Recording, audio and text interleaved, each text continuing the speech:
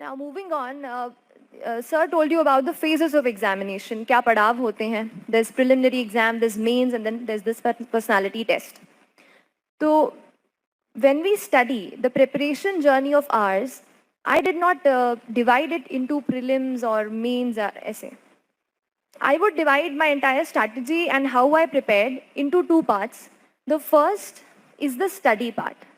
What material you read, what you study, किस तरीके से पढ़ते हैं, कैसे लर्न करते हैं, how you revise. That's first part.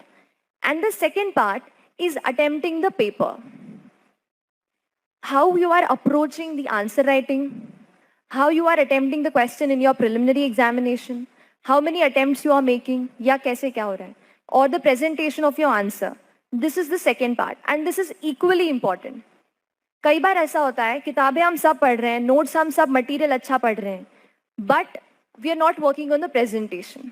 और वहाँ पर जब आपको 9 पेपर लिखने हैं 5 दिन में, वहाँ पे it's only about your presentation जो 3 आवर्स में आप लिख पाते हैं. तो उस पर भी आपको इक्वली काम करना है. So first let us talk about the study part. Whatever we have to study, कैसे क्या पढ़ना है. Lot of my preparation was based on the current affairs that we have. मेरे हिसाब से, और मुझे ऐसा लगता था personally, current affairs was the most interesting part of this entire preparation. कोई आप स्टैटिक पार्ट पढ़ेंगे, मान लीजिए आप हिस्ट्री पढ़ रहे हैं, आप ज्योग्राफी पढ़ रहे हैं, वो एक स्टैटिक होता है, उतना है, उतनी किताब है, इतने चैप्टर्स हैं, पढ़ लीजिए. इतना डायनामिज्म नहीं. करंट अफेयर्स ऐसा है, हर दिन कुछ नया हो रहा है, हर दिन कुछ एडिशन हो रहा है. मज़ा आता है ये पढ़ने में कि हाँ, इंडिया इसराइल में कुछ नई चीज़ें हो रही हैं, इसराइल में कुछ अच्छी चीज़ें हैं जो हम ले सकते हैं. इंटरनेशनल रिलेशन पढ़ने में, पॉलिटी का कुछ हुआ वो पढ़ने में.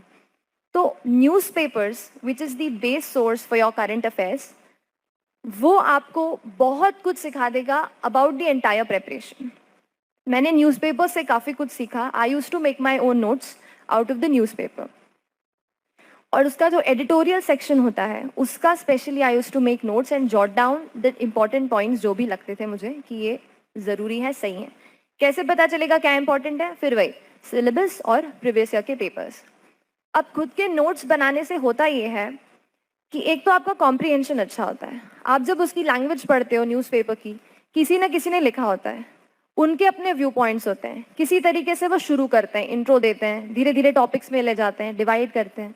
तो कैसे आपका आंसर लिखना है ये भी आप वहाँ से सीख सकते हो.